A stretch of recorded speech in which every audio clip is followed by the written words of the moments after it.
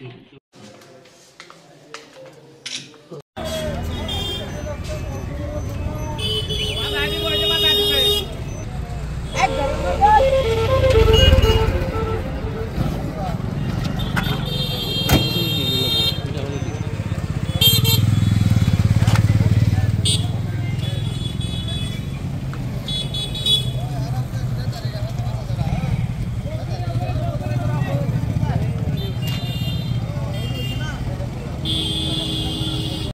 আমি লাহৰীঘাট আঞ্চলিক আমচুৱে কেইবাবাৰো স্মাৰকপত্ৰ দিছিলোঁ। লাহৰীঘাট চক্ৰ বিধায়ক আগতে আমি 2বাৰ স্মাৰকপত্ৰ দিছিলোঁ আৰু প্ৰত্যেকজন দোকানী ব্যৱসায়িক অবৈধভাৱে দোকান কৰা তেখেতসকলক নোটিছো জাৰি কৰা হৈছিল। আজিলৈকে আমি এইখিনি সংস্থাপন হোৱা দেখা নাই।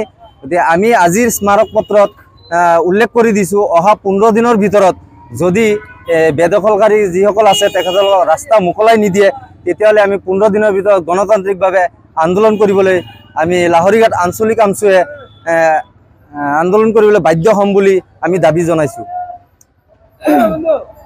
হয়, আজি আমি সদৌ-অসম সংখ্যালঘু ছাত্ৰ ইউনিয়ন আমচুৰ মৰিগাঁও জিলা সমিতিৰ অন্তৰ্গত লাহৰীঘাট আঞ্চলিক সমিতি আমচুৰ এটি সজাতি দল আমি লাহৰীঘাট সমজিলা আয়ুক্ত মহোদয়ক আমি লগ কৰি এখন স্মাৰকপত্ৰ দিছোঁ, য'ত আমি কেইবাটাও দাবী উত্থাপন কৰিছোঁ। ইয়াৰ ভিতৰত আমাৰ প্ৰথম দাবীটো আছিলে যে আমাৰ বজাৰত পকীনলাৰ ভিতৰ ফালে কিছুমান দোকানীয়ে অবৈধভাৱে দোকান পোহাৰ বহাই আমি জানিব পৰা মতে এই দোকানীসকলে কাৰোবাক নহয় কাৰোবাক আগধন হিচাপে দি ইহঁতে ব্যৱসায় আৰম্ভ কৰিছে, যিকেইটা নেকি হ'ব নালাগে, যাৰ বাবে আমাৰ বজাৰত মাজমজিয়াৰে অহা যোৱা কৰা বহু যাত্ৰী বহুত অসুবিধা হৈছে।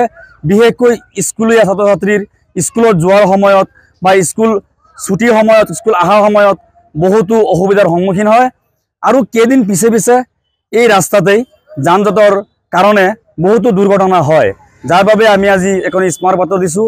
আৰু আমাৰ আৰু এটা দাবী আছিল যে আমাৰ লাহৰীঘাট বজাৰৰ মাজমজিয়াত নগাঁও বুঢ়াগাঁৱৰ গড়কাপ্তানি পথৰ ওপৰেদি যোৱা কেইটামান বিদ্যুৎ পৰিবাহী তাৰৰ খুঁটা বিকল হৈ পৰি আছে, এইকেইটা আঁতৰোৱাবৰ কাৰণে আমি দাবী উত্থাপন কৰিছোঁ। আৰু এটা দাবী আছিল আমাৰ যে আমাৰ লাহৰীঘাট বজাৰত কিছুমান হাৰ্ডৱেৰ দোকানীয়ে ইহঁতে কি বুলি ভাবিছে গম নাপাওঁ, কিন্তু ৰাস্তাৰ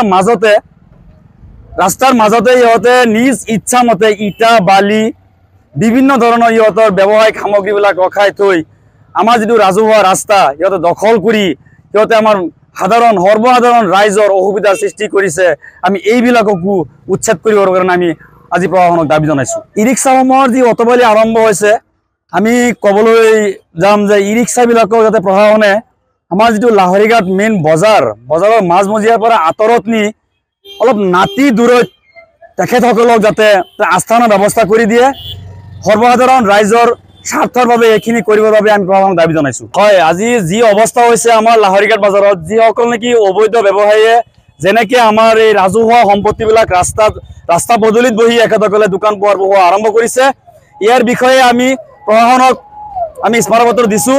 যদি প্ৰশাসনে ইয়াৰ ওপৰত বিহিত ব্যৱস্থা নলয় হয়, তেতিয়াহ'লে হয়তো আমি গণতান্ত্ৰিকভাৱে আন্দোলন কৰিবলৈ বাধ্য থাকিম।